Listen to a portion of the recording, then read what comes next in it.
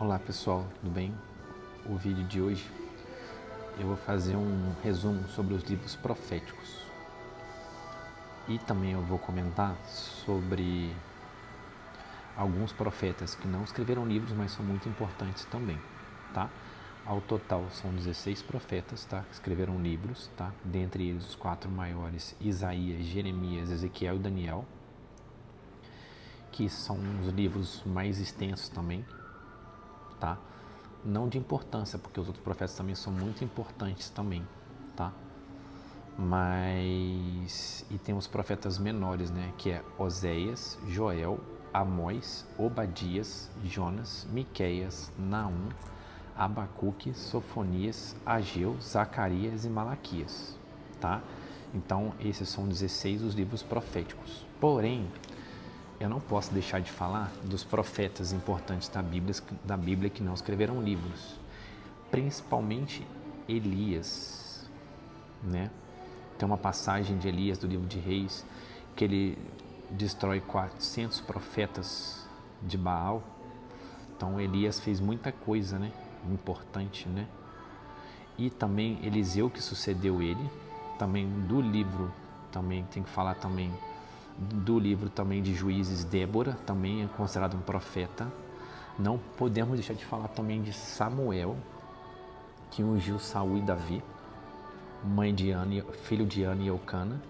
E também, você tem que lembrar também que são pessoas muito importantes, que são consideradas profetas também, que é Moisés e Abraão, obviamente também. A Bíblia também chama eles de profetas também, tá?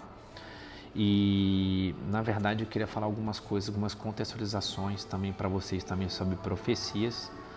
E o próximo vídeo eu vou falar sobre o profeta Isaías, que é o livro mais longo da Bíblia, tá? Então, na verdade, o significado de profecia é uma mensagem dada por Deus, a qual fala às pessoas sobre sua condição, tá? Incita a mudança delas e pode descrever acontecimentos futuros, tá? Não necessariamente é só sobre acontecimentos futuros também, tá? O que eu quero falar para você também, que é a questão de motivar, né? Quando se fala em um acontecimento futuro, Deus também quer motivar a fidelidade das pessoas. E, na verdade, eu preciso citar o livro de Deuteronômio para vocês, né? Lembrando que o livro de Deuteronômio significa segunda lei, né? Que fala leis e obrigações do povo judeu, né? Que na época não chamava de povo judeu ainda, era de povo hebreu, virou povo judeu depois, né? Eu posso fazer um vídeo explicando a diferença de hebreu e judeu depois também. Na verdade é só a linha do tempo, né? Depois que criaram as tribos de Judá e fez o território de Judá, que virou povo judeu. Mas enfim, não vamos entrar nisso agora. Então eu vou citar para vocês Deuteronômio capítulo 13, de 1 a 5, que é uma advertência aos falsos profetas, né? No capítulo 13. E no capítulo 18, versículo 18 a 22, ele ajuda a identificar um teste para o verdadeiro profeta, que deve falar em nome de Deus, sendo que a sua proclamação se cumpra. Então é importante falar sobre isso, falar sobre os falsos profetas e quem são os verdadeiros profetas para falar de livros proféticos, tá? O papel do profeta também é apontar falhas da sua própria nação, de líderes, e reforçando que as pessoas devem seguir a aliança dada por Deus, criticando imoralidade, injustiça e a falta de fé, predizendo principalmente o juízo para Israel, Judá e o povo de Deus, tá? Olha que interessante isso aqui. Vamos ver aqui outras coisas para falar para vocês também, né? Algumas peculiaridades de alguns livros, falar bem rapidinho, tá? Sobre o livro de Oséias, ele lamentou que a prosperidade trouxe idolatria, imoralidade e perda de fidelidade.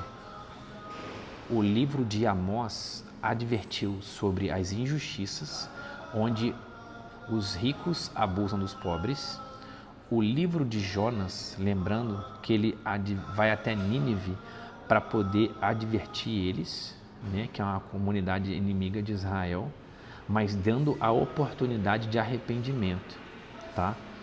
E também aqui, ó, falando que os profetas mais antigos são Oséias, Amós e Jonas, que eles contextualizaram, né, no século 800, tá? E dirigiram suas mensagens ao reino do norte de Israel durante o tempo de expansão, promovido por Jeroboão II, no qual, naquela época, a população usufruía de prosperidade, tá?